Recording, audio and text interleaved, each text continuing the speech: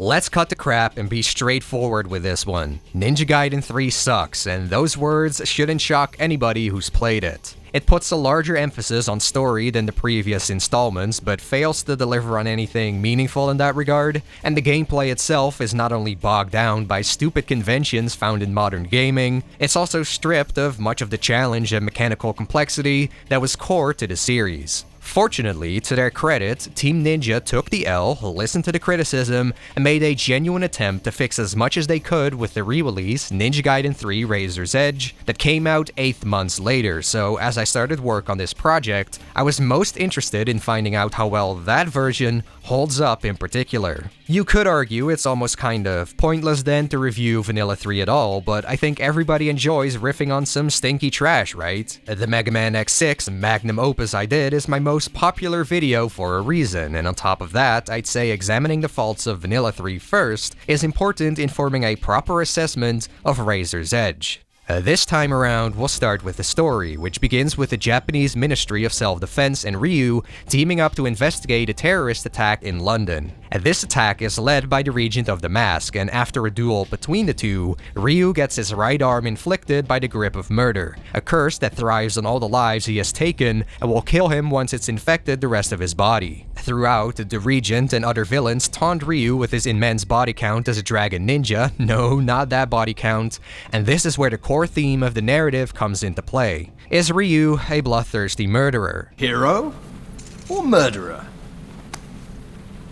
Which is the true face of Ryu Hayabusa? Ninja Gaiden 3 immediately opens with this scene where he is viciously stabbing somebody to death with this scumbag villainous look on his face. It's like they're trying really hard to be edgy here, which is then shortly followed up on at the beginning of Chapter 1, where you're forced to execute one of the terrorists in London who's surrendering himself to you. Now, I don't even really know what their message is with this, but if they're trying to paint Ryu in an ambiguous light, maybe I'm a scuzzbucket too, but I don't really think they succeeded because this is a terrorist after all. Yeah, the guy is trying to feed his kid and perhaps he hasn't actually hurt any innocents yet, but other members of the group are deadass on tape shooting down civilians on the streets. If you were in Ryu's shoes, would you let somebody who is willing to become a terrorist for money in modern England where there are social security benefits and who's still a possible danger off the hook because he is sobering up now that he is on the brink of death? I suppose there is room for debate here, maybe the guy should have been locked behind bars instead, but I think it's fair to say this is the most questionable kill we see from Ryu in the entire trilogy, and it's not even that much of a condemnable one. I cannot take this direction of casting doubts over Ryu as a character seriously as a result. Fundamentally, it feels contrived and forced to me with no earnest or substantial basis. Don't get me wrong, there is merit to questioning a protagonist's actions in stories if the morality of what's being carried out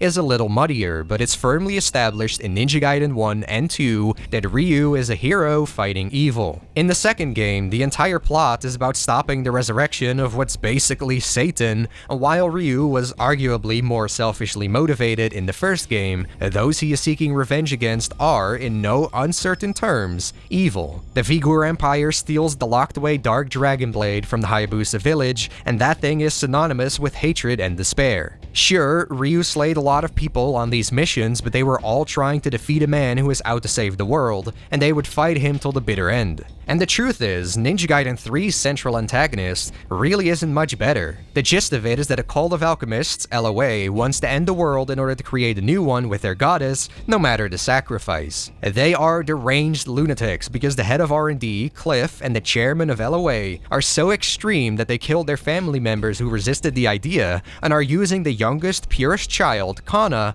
as the centerpiece of the goddess. Additionally, the game doesn't delve into deeper motives for LOA other than normal humans are insignificant and the world should be ruled by crazy scientists who can do genetic manipulation and all that jargon. Can't really wiggle this one into anything other than bad guys do bad stuff. It's funny then that the only people who really confront Ryu about his role as a murderer are LOA and two of the opponents he executes, cause their moral code is one to live by. I'm just saying, it's a little hard to put much stock in this whole subject matter this way. Surely, it would have been more effective if the characters on Ryu's side also showed a sense of discomfort and hesitation about how he carries out his missions. But no, his teammates, who are not of his upbringing, don't seem fazed in the slightest and stand fully behind him throughout. Thinking about it, it doesn't even make sense for the villains to be so on top of this either. In order to complete the goddess, LOA needs the Dragon Blade and Kana to get emotionally upset, so the terrorist attack in London was set up as a trap by LOA to have the Regent of the Mask inflict the grip of murder on Ryu, which caused the Dragon Sword to break down in structure and transmutate into Ryu's arm and eventually his body till he can no longer control it. All of this builds up to the scene where Ryu defeats the Regent. There, Cliff reveals that the man behind the mask was his brother Theodore, who wanted to stop LOA's scheme. Cliff took his brother's life to prevent that and used Theodore as a puppet for Ryu to kill in front of Kana's eyes so that she would cry and get upset as the grip of murder completes and Cliff can rip the dragon sword right out of Ryu's torso. That's odd, but whatever. My point is that if the plan was to have Ryu take out Theodore before Kana, why would the villains keep hammering on about Ryu being a black-hearted monster? In that case, they wouldn't want him to ponder about anything, right? Anyway, Kana rages and screams that Ryu is a murderer, which, I mean, sure, she is just a child, and seeing her dad fall in front of her eyes by Ryu's hands must be traumatic, but Cliff is literally revealing everything he's done in this moment, including the fact he originally killed Theodore, so it still feels weird to me for Kana to lash out at Ryu specifically, and not Cliff at all. Moreover, I highly doubt Kana would not have called Ryu a murderer if her dad was the first person he had ever taken out. Her outburst has nothing to do with his history as a dragon ninja, I suspect. What's perhaps worst of all, however, is that this should be the turn of events that lets us gain some insight into Ryu's thought process, what his beliefs are about it all. Perhaps he can reflect on his rationale about carrying out justice and reconsider it, or equally valid, stand by it, because he believes he is using violence as a necessary evil in the name of a good cause. Instead, the extent of the character examination is that Ryu mopes about for a scene because Kana called him a murderer, and once he's past that, he goes back to the battlefield as if none of that ever happened. The final nail in the coffin is that once the day has been saved, the Secretary of Japan's self-defense comes up to Ryu with the following. You are not a murderer. You're not exactly a hero either. Guess that's what it means to be a ninja. This is such a cop-out. It basically tells the player to stop thinking about the moral questions that have been shoved down their throat, and personally I'd say it's not even a correct assessment of Ryu in the end. I would agree, Ryu is, by the definition of murderer, probably not really one, because as far as we know, he doesn't seem to kill humans without a valid excuse. But you're not exactly a hero either? Like what, is putting yourself on the line to save the world from its demise time and time again not an heroic act? The whole thing is just a mess. None of the stories in these three titles really justify questioning Ryu's ethics that much, and what's even the purpose of it if nobody reflects on the topic and if the writers quickly try to sweep it all under the rug before the credits. If this was a sincere effort to create a narrative with more depth and complexity, then I can respect that effort, but for me there's no denying that the execution is simply not there. We're cut from the same cloth. Look at your right hand. That is the symbol of all the lives you have taken, all the people you have killed. Make no mistake, you are an assassin of the darkness. Enough! And this also extends to other aspects of the story. As I said, the plot is an end-of-the-world thing, with a bunch of scientists with unsympathetic and generic motivations, so that's pretty bland conceptually, and what feels like half of the cutscenes are just kinda boring. There's a lot of briefings in boardrooms with the heroes discussing their plan of action for the next operation or speculating about this LOA, and events that could have been potentially interesting end up feeling predictable or plain stupid. For example, Cliff is only revealed to work for LOA 6 out of 8 chapters in, but before that, he seems to know quite a bit about them, and where normally Mizuki has always been Ryu's backup, suddenly Cliff becomes very insistent to take that job when Ryu is sent out to LOA's top secret base. Needless to say, I was expecting some kind of double cross at the base, and there it was. Then there's the part of the final chapter where it turns out Theodore survived his blow to the face from Ryu, and somehow he is the person he always used to be, even though half an hour earlier in the game, Cliff claimed that he he had erased Theodore's memories. That said, Theodore says explanations can wait, so you know what? I'll roll with that, and it's kinda cool to see him on our side now and fight with us. That is, until they reach the goddess, and Theodore takes on Ryu in a duel to protect his daughter. Theodore properly dies now, so I guess a rip to our explanation for how the fuck he still had all his memories, and on top of that, his sacrifice was completely unnecessary. Ryu knows from Muramasa that the true dragon sword can only finish that which is truly evil, and since Kana is not, maybe Theodore could have been persuaded out of this, but Ryu doesn't even make an attempt to do so. And surprise surprise, Kana does indeed survive it all, so yeah. It's a shame Theodore just had to go out. I don't know why, because it would have been satisfying to see him make it after all the crap he was put through and have him reunite with Kana. He also seemed like a decent bloke with a sense of humor.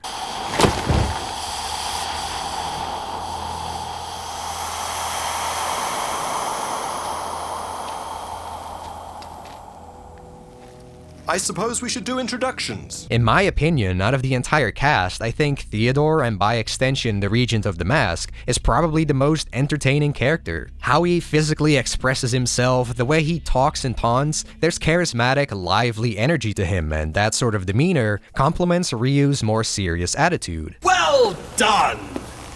As I would expect from a dragon ninja, where you go, bodies lie in your wake.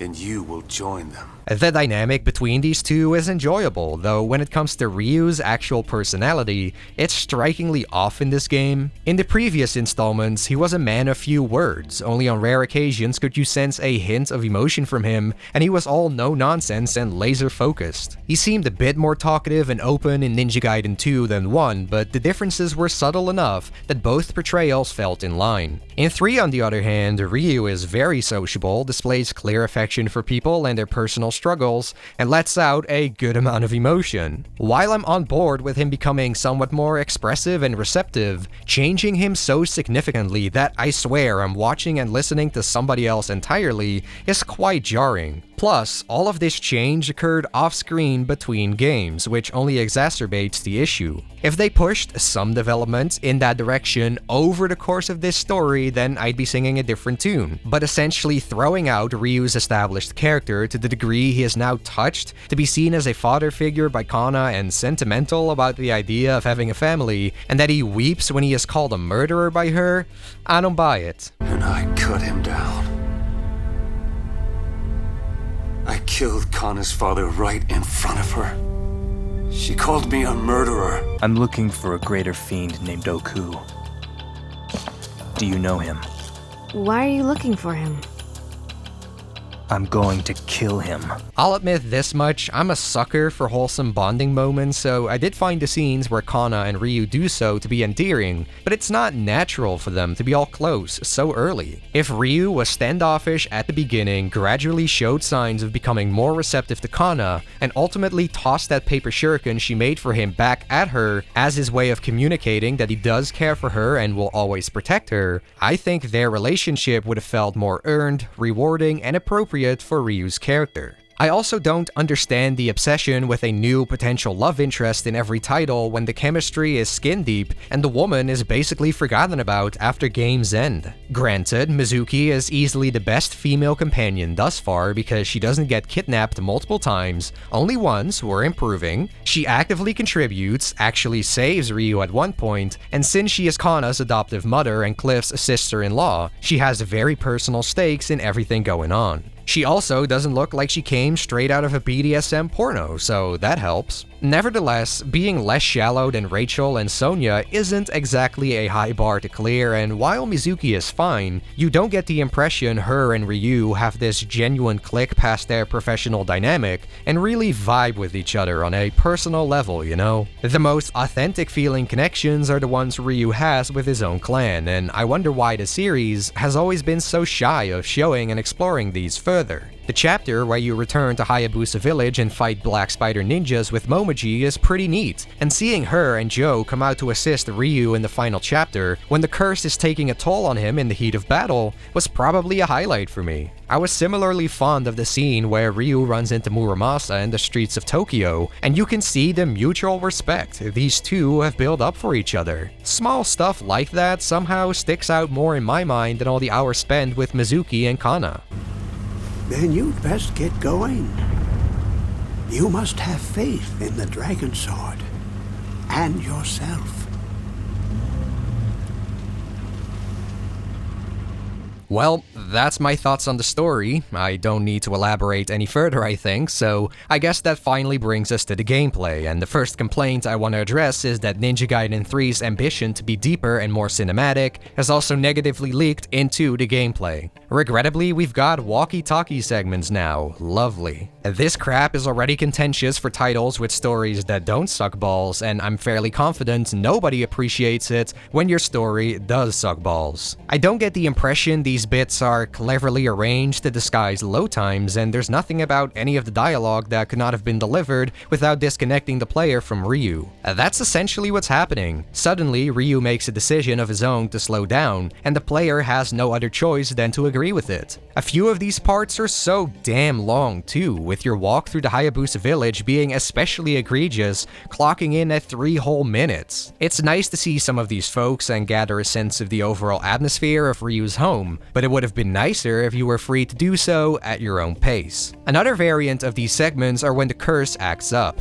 This occurs at least once every chapter and forces Ryu to tip around all out of it, while often biting off surrounding foes. On paper, I am more okay with this since it's equally as much out of Ryu's control as mine, but when the theme it's meant to serve isn't executed well, all I can do is groan when I'm crawling along the ground at half a mile an hour. As far as I know, enemies cannot kill you in this state either, so it's not realistic, and during the sections where Momiji or Theodore tag along with you, they'll be there in a moment's notice and calm down the curse. What's even the point of it anymore then? It's a needless pace breaker. Of course, as a 2012 release, complementing the inclusion of walking bullshit is an abundance of QuickTime events. To be honest, I don't hate these. The buttons you press are consistent in relation to what they perform in the core gameplay, so most of the time you can infer what you're supposed to press even if you turn off the prompts for them, and QTEs enable more varied spectacle while maintaining some degree of interactivity. All the same, I still feel more like a spectator with QTEs than anything, and they aren't just relegated to badass stunts. Mundane activities like climbing ropes or scaling walls, which merely required pushing up on the analog stick or pressing the jump button a few times in Ninja Gaiden 1 and 2, also needed to be converted into QTEs. It's rather tiring when they go on for a while, and getting the hang of their timing has a bit of a learning curve to it, so despite being simple and monotonous in nature, these parts may be aggravating early on. Ultimately, for a series that prided itself on mechanical complexity and consistency, it feels inappropriate to have that interrupted so frequently by something as superficial and restrictive as QTEs. They've replaced nearly all the platforming as well, and while these games never sported outstanding platforming sections, at least they were there before and you always tackle them through Ryu's core moveset. I'll still prefer that any day over alternating between 2 triggers.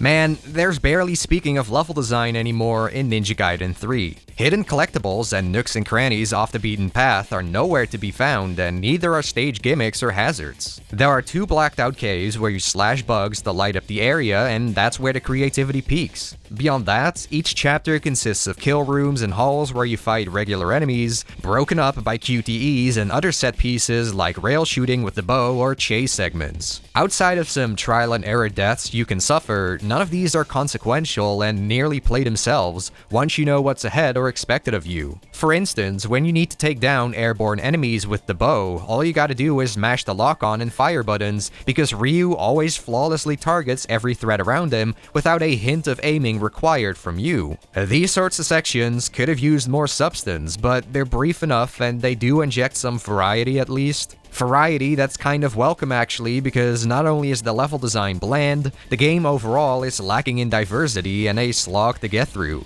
This begins with the enemies. There are a handful of monster types, like the ones with the long arms that swing you around when they grab you, or these fiend-looking creatures that are way too dodge-happy and can explode on you when they're on the brink of death, but you run into all of these monsters less than I would have liked. It's a pleasant change of pace when you do, however, because for a lot of the journey, you are fighting human soldiers, which don't differ much from each other, besides their outfit or maybe a shield you have to knock away before you can damage them. In a sense, common mobs are the most fun guys to fight since they typically allow for the most freedom and combat experimentation, but the balance is a little off-kilter here and you just face too many of them, wave after wave, before you move on to the next segment of the stage. The human soldiers don't suicide run on your ass either, unlike the common mobs in Ninja Gaiden 2, despite obliteration of wounded foes still being a mechanic. Executing them is no longer about neutralizing a potential danger and only serves to give you an extra bout of ki for your magic meter. To be fair, the returning Black Spider ninjas do always attempt to take the Dragon Ninja down with them, but by and large, you only fight these bastards in Chapter 5. Even then, obliteration is missing much of its former crunch, considering there is no dismemberment in Ninja Gaiden 3. It's less gratifying when your opponent doesn't splice or blow apart in a puddle of delimbed blood. Also, as far as I can tell, the higher difficulties don't mix up or enhance the enemies. It was all the same shit on hard as on normal. Maybe Master Ninja and Ultimate Ninja have more on offer, but they're downloadable content that came out post-game release,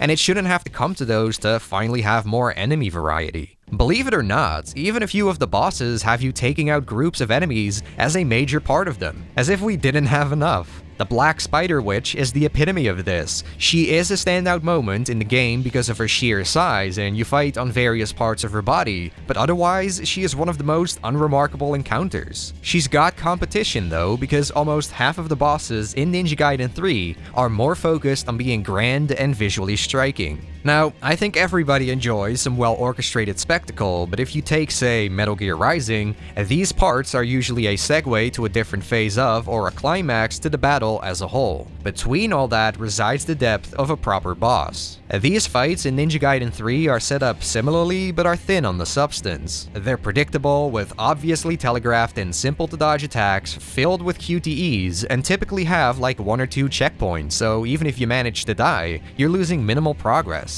There's only so many times you can see similar-looking epic shots of destroying a weak spot or whatever before they're nothing more than extravagant noise, and the battles are also pretty scripted, meaning you can only really approach them in one specific fashion. The fact that developers considered everybody's favorite, a big statue, worthy of being the final boss trips me up. They try to mask how elementary this fight is by raining down projectiles on the playfield, but it's an underwhelming conclusion to the game nonetheless. Sadly, even the more traditional, humble bosses leave something to be desired. The T-Rex is hilariously idiotic since it always tumbles over on its own after you've dodged its charge attack. You can keep exploiting this and defeat it, and the doppelganger encounter in Chapter 6 shows promise, but in practice it's a much less aggressive and exhilarating interpretation of the doppelganger fights in Ninja Gaiden 1. With the exception of this one strictly timed ball projectile dodge, he's a piece of cake to handle, and I don't know, the one-on-one duels overall here are kinda lackluster. They blend together a bit for me. I recall a lot of rushing in to deal damage, rushing back to dodge attacks from the opponent and letting them reveal their punish windows, and just sort of doing that on loop until I won. Sure, I take pot shots once in a while, but it wasn't sufficient to give me real trouble and have me rethink my modus operandi. It was only on hard that I had to put in some effort for the one-on-one duels. The last 2 face-offs against the Regent in particular are undoubtedly the most challenging to conquer because he will actively punish you for half-heartedly hacking away and not being observant. That said, he grabs so damn often and so quickly that surviving basically boiled down to a game of baiting him and then inflicting minuscule amounts of damage,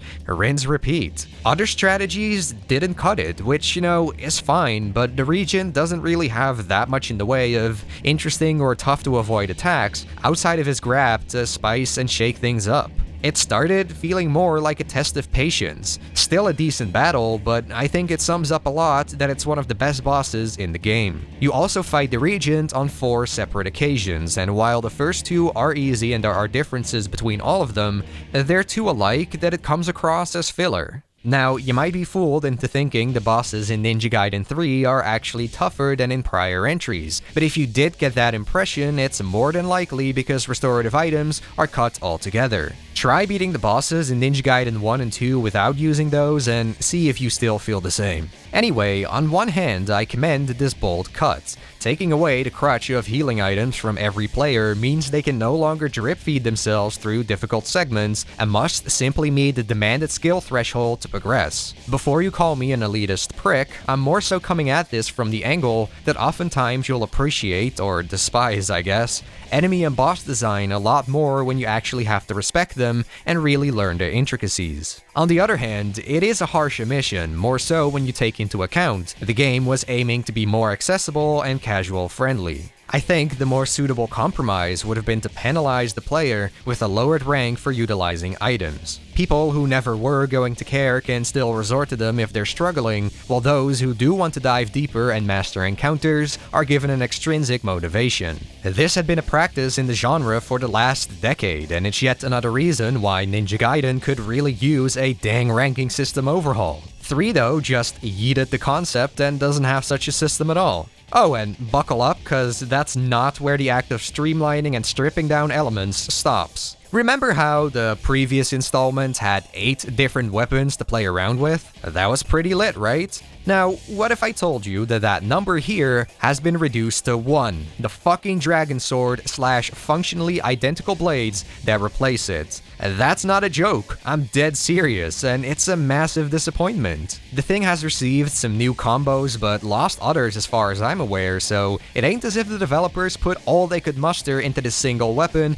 with substantially increased potential and versatility. No, you're just that deprived of options. This makes the overabundance of human soldiers more offensive than it already was, since you can't even shake up your approach in how you take them out much. Again, an aspect where common mobs are supposed to shine. What further compounds the problem is how upgrading is handled. There's no currency whatsoever, and instead you automatically gain access to a bulk of additional moves once you reach Chapter 5. That's literally all there's to it. It's rigid as hell, yet Team Ninja failed to communicate even that. Unlike Ninja Gaiden 1 and 2, combos you cannot perform yet are not crossed or grayed out, and then once 3 arbitrarily decides you can perform them, it doesn't even inform you about it. Why? Why is this a thing? This can create such confusion in the first half of the adventure, and potentially cause players to be oblivious to their newly unlocked moves in the second half. Really, I don't think anybody would debate against vanilla NG2's upgrade system being superior in every way. It started you with a smaller list of combos for each weapon you could get accustomed to before you optionally decided to invest in expanding them,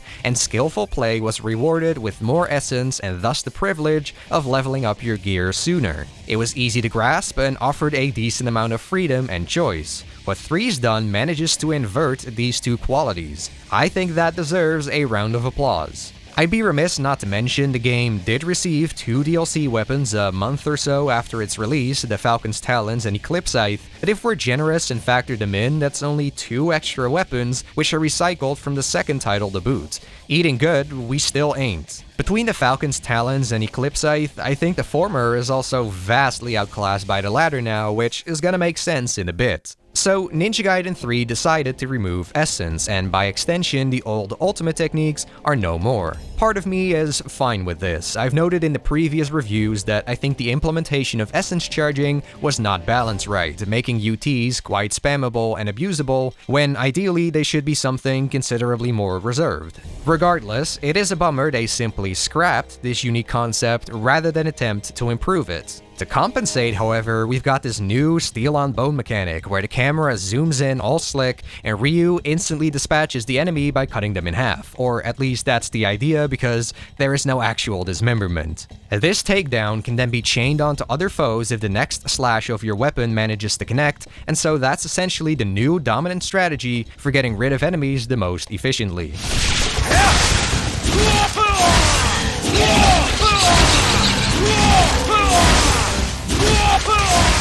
Admittedly, keeping SOB streaks going for as long as you can is addictive in a way, but learning and mastering combos is once again disincentivized. As such, the same problem we had with UTs still exists, but it's weird now. For the most part, SOB seems to trigger at complete random whenever it feels like. This can be at the start of a combo, at the end of it, or anywhere in between. You can imagine it's initially puzzling and also inherently lame when these critical attacks happen without much rhyme or reason. When I played on hard, there were a few sections where I kept dying because SOB wasn't keen on popping off. I get the impression the odds are decreased compared to normal, but then I'd get lucky and have it do so a handful of times, and suddenly I got through with plenty of health remaining. Self-explanatory, that's dumb. However, after doing some research, it turns out there is actually a reliable method to activate SOB.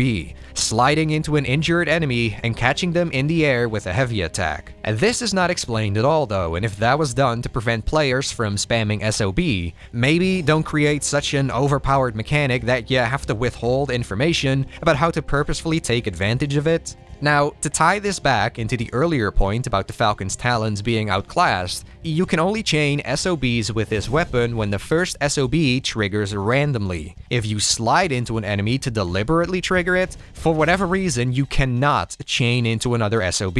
It's an incredibly bizarre exception. By contrast, you can chain SOBs from a slide trigger with the Eclipse Scythe, and since Ryu swings this hunk of a unit so widely and the second swing even counts, you're given a huge range to hit the next foe and continue. Heck, this range arguably makes the Eclipse Scythe better than the Dragon Sword even. All things considered then, I like essence charging in the old ultimate techniques more because you at least had full agency over whether or not and how frequently you used it. You don't with SOB, and it's really annoying when it disrupts combos against your will. Frankly, it's all too apparent that weapon variety and combos were no longer of interest to the designers in the slightest. You see, SOB alone wasn't enough because the ultimate technique has also been retooled into something else. Here, it's become this special attack that sees Ryu teleporting across the arena on a killing spree, and it's always guaranteed to take down the same amount of enemies depending on how far your weapon is upgraded. Again, I cannot help but view this as a downgrade because there is no room to screw it up like there was with the old UTs, and it's unclear to me what conditions you even need to fulfill to unleash one. A red glow on your weapon indicates the ability to do so, and I'm assuming it's related to how many enemies you've defeated, but sometimes it takes forever, while other times you'll get the red glow immediately again after Ryu's just finished a UT. It's all over the map. Lastly, Nimpo returns, and this is the worst iteration of it yet, since there's only one variant, and it's a cinematic screen nuke that goes on too long and gets repetitive fast. The spell isn't ammunition-based anymore either. Instead, you build up this key gauge for it, which I'm not necessarily against. It gives you a mini-goal to fight toward, which works surprisingly well considering activating Nimpo is also the only way to heal yourself besides owl saves. However, much like the red glow for a UT, the rules behind how this gauge fills come across as random and arbitrary. Mix all the above together and the combat can border on button mashing, where flashy finishers and spectacle have taken total precedence over complexity and substance. Call it an exaggeration, but I'd say the game isn't far off from playing itself on normal. Granted, the heat is cranked up considerably on hard and I died way more, but with the removal of restorative items and limited combat options, not to mention Steel on Bone being the unpredictable beast that it is, it's not as fun or satisfying of a challenge as you might hope. And that's where my main grievance lies. Not so much the difficulty or lack thereof, but the criminal watering down of mechanics. Sincerely, I dislike being so negative, but I'm struggling to bring up truly redeeming aspects about Ninja Gaiden 3. If it means anything, I suppose, purely on its own merits, it isn't terrible. It's a functional video game, and at a base level, it's rocking the same tight controls and quality of animation as its predecessors. That counts for something. Plus, when you're in the mood for a mindless power trip, I don't think this is the worst thing in the world to play in short bursts. In spite of that, when the third entry in the series is almost universally a step down and brings nothing new that's worthwhile to the table, it's no wonder this one is widely panned as the black sheep. Team Ninja or Koei Tecmo or whoever is to blame went in a tone-deaf direction to chase trends and cater to a broader audience, but unfortunately failed to attract that audience and alienated already existing fans. So, after the overwhelmingly negative reception rolled in, the Mad Lads set out to salvage as much as they could and aim to please fans with Razor's Edge. Now, one aspect that's obviously changed very little is the story. Rewriting and reproducing all these cutscenes in the span of half a year was simply not in the cards. They did remove those parts where you executed enemies that had surrendered to you, and similarly, the comically edgy opening where Ryu mercilessly stabs somebody to death has also been cut. A good call, I'd say, since the scenes did not contribute to Ryu's character examination in the end, and at least you don't get the impression anymore that the game is pushing some kind of narrative.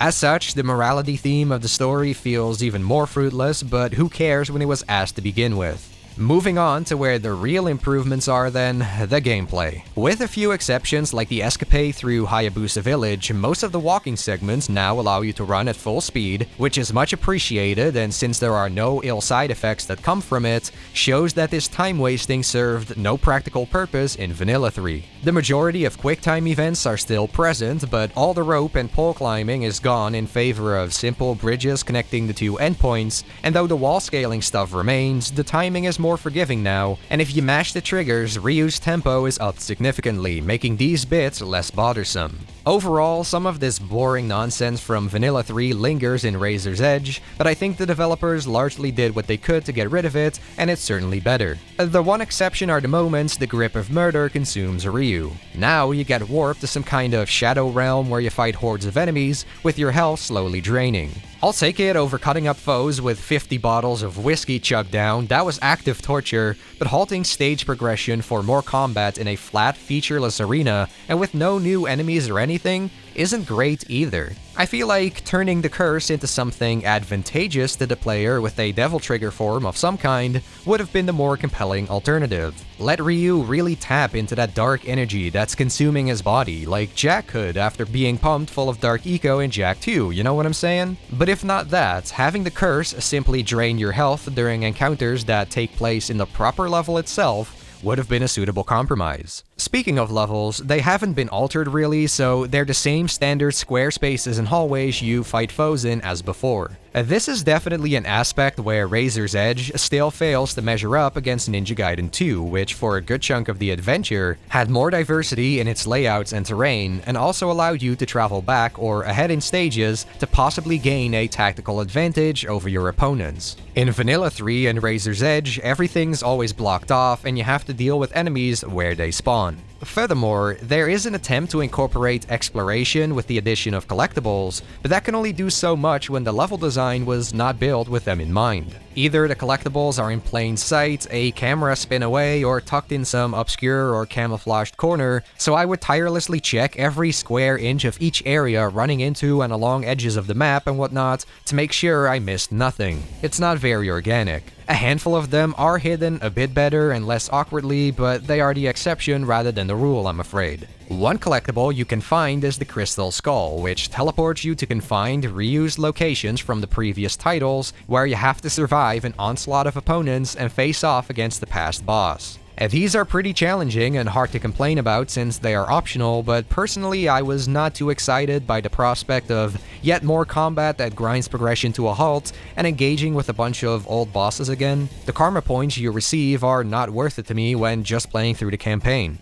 Golden Scarabs also make their return, granting you karma points for each one you unlock, and the more you get, the more upgrades unlock for you to purchase, like health bar expansions and straightforward weapon level ups with choices like in Vanilla 2, tried and true. Replacing Essence from games 1 and 2, Karma Points is the new currency in Razor's Edge, and I'm a fan of it, having good overall performance, not just how many ultimate and obliteration techniques you can spam, pay off with quicker access to more combat intricacies and other fun stuff. Often, at the end of a given encounter, you're also graded on time spent and health lost, incentivizing optimal strategy and play per battle to receive more karma points, though combo crafting is still not rewarded at all, and I don't know why Ninja Gaiden is so against that. Clearly, over the course of the trilogy, a lot of development must have gone into putting together such extensive lists of combos for every weapon, so for the games to persistently not acknowledge that, and arguably discourage the player from showing off and flexing their combo prowess, will always puzzle me. In practice then, racking up the karma still largely boils down to performing all these super moves as much as possible. Not ideal to me. Yeah!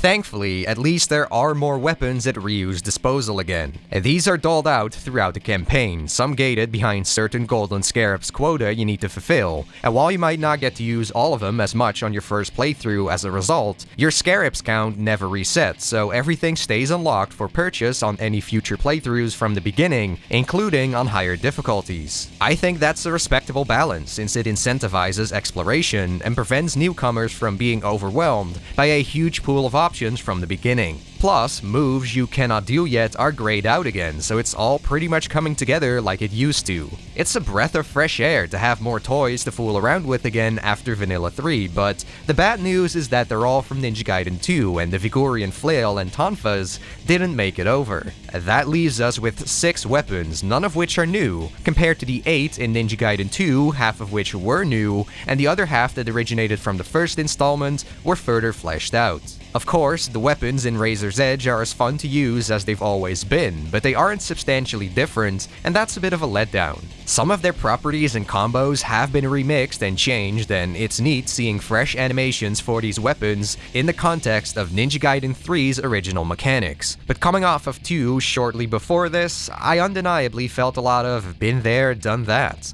By the same token, proper Nimbo spells have returned, but all 3 of them are lifted as well. What I do like, however, is that Razor's Edge retains the key meter you need to fill, and I also think it's clever that the 3 spells need varying degrees of key. Inferno being a multiple target lock-on needing the most, Piercing Void being a narrow attack that requires aiming accuracy needing the least, and Wind Blades being the middle ground of those 2. This dilemma is further enhanced by the fact healing items are still absent in Razor's Edge, and one of the best methods to gain back health is by hitting enemies with Nimpo. The more you hit, the more you get. It's surprisingly cool, and in addition to that, certain techniques also sip on your key meter, including the ability to shoot arrows in midair, teleport away out of danger with a new Cicada Surge when an enemy is about to attack you, and even exchange ki for health by meditating. If you ask me, this revamped key system is one of Razor's Edge's greatest advancements, incorporating some strategy and resource management into the mix that was lacking in prior entries. It's more compelling than Nimpo simply being ammo-based, and I think it integrates magic better into the overall combat.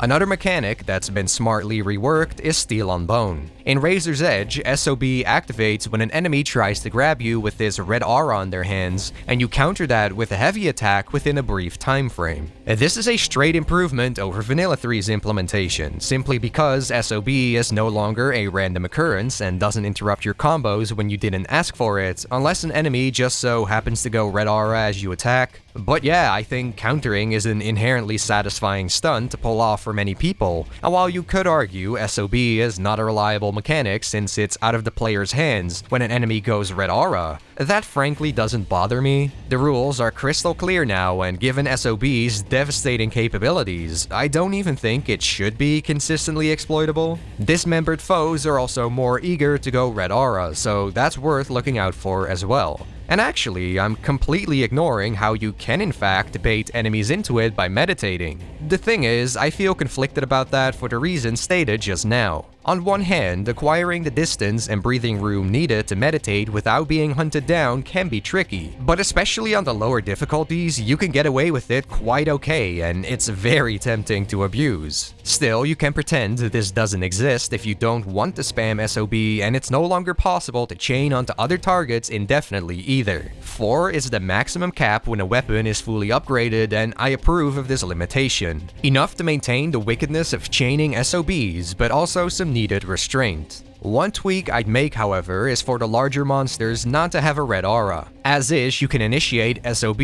on most of them just as easily as the common mobs, and I find that ridiculous. At least, you cannot chain SOBs off of them, taking them down ends your streak, and actually, that brings me to an idea of how I would do this. Make the large monsters SOBable, but only after SOB has already been initiated from a normal-sized enemy. That way, there would always be some challenge to setting it up, and it would make for an interesting dilemma. Stop your chain with a large monster, or continue your chain with other normal foes. On the subject of enemies, Razor's Edge comes out a bit better here than Vanilla 3. Human soldiers now do suicide runs on you, meaning obliteration plays a more consistent, vital role to survival, and dismemberment is back as the cherry on top, so the inherent act of it is also as brutal and delicious as it used to and ought to be. There is slightly more enemy variety in Razor's Edge too, with the standard fiends and winged dragons being repurposed from the previous titles. I still think we could use a little more. Why not have cameo appearances from more older enemy types, like the cats from Ninja Gaiden 1 for instance. But I'm also relieved some are largely left behind as well, such as those flying dragons that shot fireballs at you in Ninja Gaiden 2. They do make an appearance in the final chapter of Razor's Edge, but mercifully, they're not remotely as prevalent. Broadly speaking, the only foes in this game that can shoot projectiles from off-screen are stationary. As such, you can feasibly keep track of and place them in your head. On the whole, I didn't have as many camera woes as in Ninja Gaiden 2. Even on Master Ninja difficulty, from what I recall, not many of my deaths had to do with blindsides or whatever. Your mileage may vary, but yeah, Master Ninja didn't feel too bullshit to me. Punishing as fuck due to the lack of restorative items, sure, and I also salute the developers for neglecting to put in minions for boss battles. In an attempt to increase the challenge on higher difficulties, Ninja Gaiden 1 and 2 had a tendency of plopping minions into battles that didn't really feel balanced around them, which I wasn't exactly a fan of.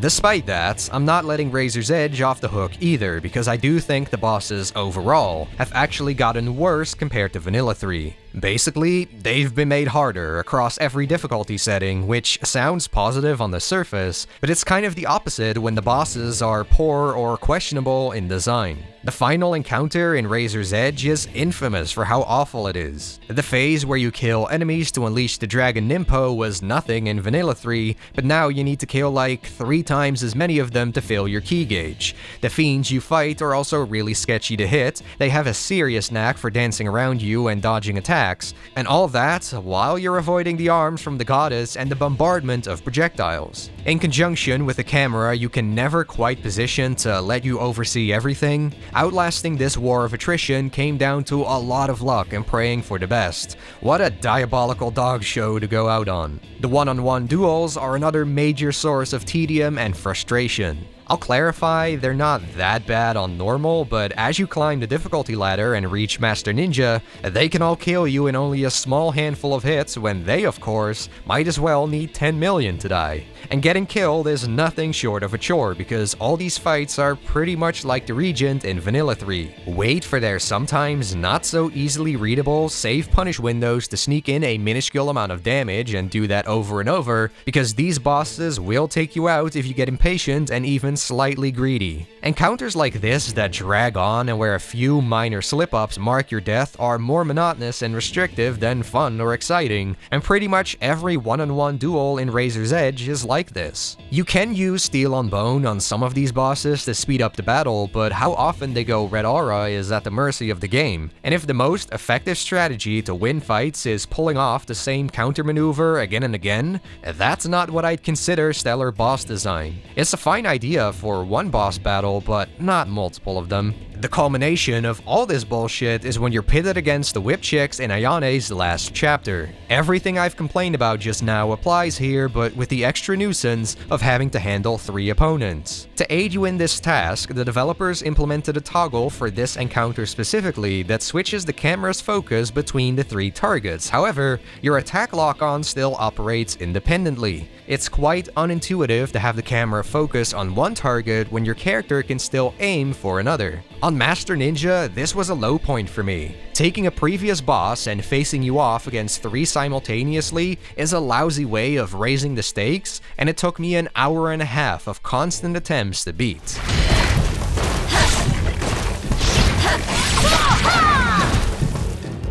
To give credit where it's due, I'm glad I can say Ayane's chapters in Razor's Edge are actually pretty solid. The 2 of them are only loosely related to the overall plot, they don't really add much, so in that sense they're a bit superfluous, but I do think the cutscenes with Ayane are mildly entertaining at least. She is just a charming lady, we'll say, and being fairly young, she displays an endearing sort of abrasiveness and arrogance. Something about how these new cinematics are written and directed feels like they took themselves less seriously differently here than for the main story. Maybe it's just me, but I don't know, I like it. These things just keep getting more disgusting.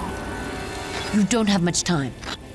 No shit. Ayane's stages are fully unique to her as well, which is certainly an improvement over the chick chapters in Sigma 1 and 2. Granted, the level design is no more intricate than in any of Ryu's chapters, but it's different scenery to look at all the same, and Ayane feels good to play as to boot. She can be upgraded much like Ryu with the same abilities, so you can essentially view her as your 7th weapon with the bonus of being able to toss explosive shurikens, similar to how she was in Sigma 2. For once, I didn't mind being taken away from Ryu, and with merely 8 chapters in Vanilla 3, bringing that total up to 10 makes Razor's Edge a little more of a beefy adventure. Once you finish the game, you are also free to replay every single chapter as whichever character you like. So Ryu can go through Ayane's stages, and Ayane can go through all of Ryu's. That's awesome, and not where the fun stops either, because Momiji returns from Sigma 2 as a playable character, and we've even got Kasumi from the Dead or Alive series. And they as well can be upgraded like the others with accumulated karma points and play differently enough that I'd say they're worth trying out. Again, basically view them as your 8th and 9th weapons with their own Nimpo spells. My last wish is that the 3 ladies could each wield 2 of Ryu's weapons, as is he is the most versatile with his 6, because I can tell you I would probably never select Ryu again in this mode.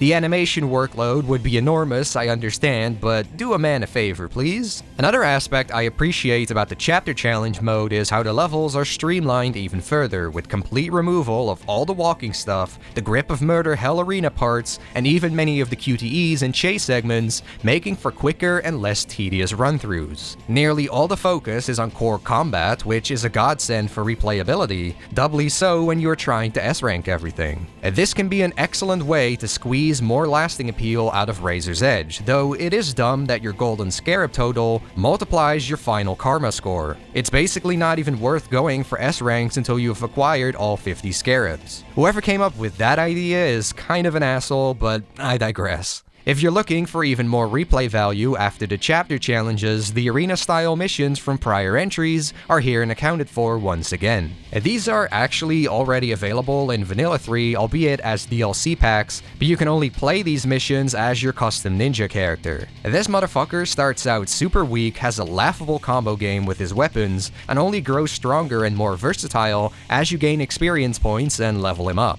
Additionally, the upgrading path is entirely linear, with no choice in what abilities you want to unlock, and since even your weapons need to level up individually, you are likely to stick to one to power it up as much as possible in order to make it past the harder missions. I guess it's an interesting idea, but in practice I found it very limiting. This custom ninja is still in Razor's Edge, though upgrading him is handled more akin to how it is for the main characters. I think the concept works a bit better as a result, but thankfully Razor's Edge also allows you to play as the 4 main characters, which is what I prefer to do since they are more capable out of the gate and already upgraded from doing chapter challenges. Much like Sigma 2, all of the missions can be tackled in co-op online, which is always a good time, and almost necessary for the higher difficulties. I mean, whether you're playing alone or with a partner, the missions are identical, and you don't even get an AI companion when fighting solo. If that's not convincing enough, you can revive each other in co-op too, so you've just got a staggering advantage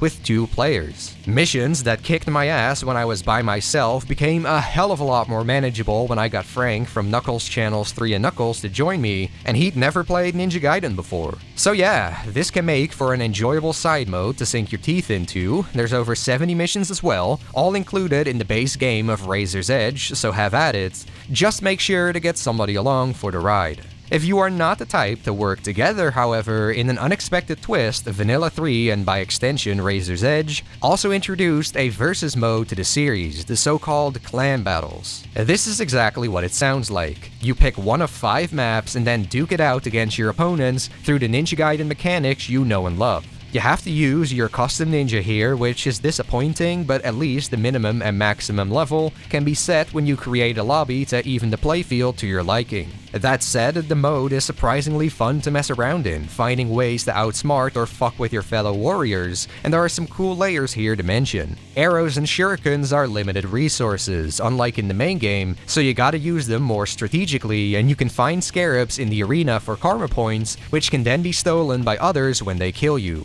The level design is pretty decent as well, giving you various vantage points and hiding spots to use for tactical purposes, from the rooftops you can climb onto in the Hayabusa village to the various nooks and crannies in the desert stage. This ain't no Call of Duty in terms of meat and refinement, mind you, but for an extra multiplayer activity in a largely single-player oriented title, it's more than adequate. I was only able to record 1v1 for this video, but it kept us hooked and laughing for a solid hour. I can only imagine it was even better back in the day when the online was active at all and you could find rooms of 8 people for the true chaotic experience. In conclusion, Razor's Edge is kind of a weird game to judge. Evidently, it's held back by the Ninja Gaiden 3 DNA it still carries. The story is bad, the level design is restrictive and linear, the boss fights are usually either too spectacle-driven or too repetitive and frustrating, and I haven't even brought any attention to the visuals and soundtrack throughout this review because,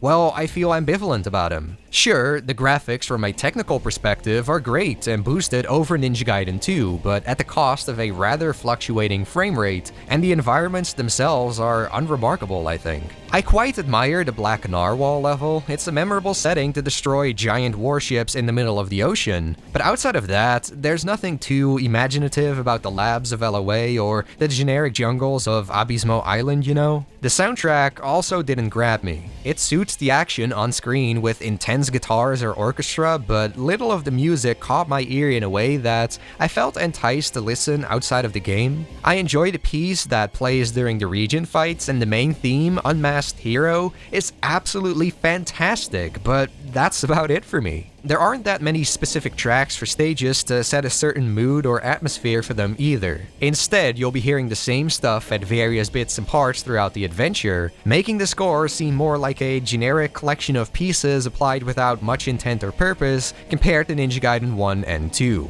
As a sequel to those two, you could say Razor's Edge is underwhelming as well. It doesn't really push the franchise forward in a substantial or innovative way, and has to borrow all the weapons and many of the mechanics directly from Ninja Gaiden 2 in order to match its combat. Such is the reality when you only have half a year to go back and salvage a complete misguided failure, but the fact Team Ninja managed to do so is no small feat in and of itself. You can tell they tried their damnedest to do right with Razor's Edge, and the end result does not deserve to be lumped together with Vanilla 3. It's far from perfect, obviously, but I think it's worth giving a shot if you clicked with the prior entries. You may end up liking this game after all. Yes, you'll be treading a lot of familiar ground in terms of combat, but is that a deal breaker when the brutality and depth of the combat is easily the best aspect about the series? I'll leave that up to you to decide, but I generally did enjoy my time with Razor's Edge, despite its shortcomings and problematic base. It is challenging, satisfying to play, has a nice amount of content and modes, and in some ways is more polished than Vanilla 2 was. Razor's Edge feels more finished, that's for sure, with no ugly green tunnels and less of that unfair, overwhelming bullshit, and as a bonus, the Koei Tecmo ninjas don't seem to care if you capture footage of it and Vanilla 3. It's a Christmas miracle that I'm able to review them legally. To put it simply, Vanilla 2 and Razor's Edge have their own issues, and while I do prefer the former,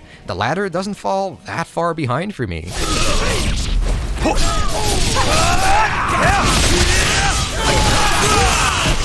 Unfortunately, that marks the end of the Ninja Gaiden series to this day. There was that Yaiba spin-off or whatever in 2014, but I read it's garbage, and who gives a shit about it to begin with? Razor's Edge was the last real installment, and that's a huge bummer. I've only gotten into 3D Ninja Gaiden this year, but I've certainly become a fan, and I can foresee myself revisiting the games in the future every so often. Excluding Vanilla 3, I think they all hold up, and I gotta say I loved making these reviews. The first title especially is very well-rounded, a classic you ought to check out if you're into the action genre. With the release of the Ninja Gaiden Master Collection on all modern platforms, the series has become more accessible than it used to be, so if you're curious at all, there's little reason not to jump in. And while I'm not placing my bets on it, I sincerely hope one day we'll get a Ninja Gaiden 4 that's along the same line of quality as Devil May Cry 5. There is serious potential left here to be unlocked, and I think our hero Ryu Hayabusa deserves to be in the collective consciousness of the gaming community once again.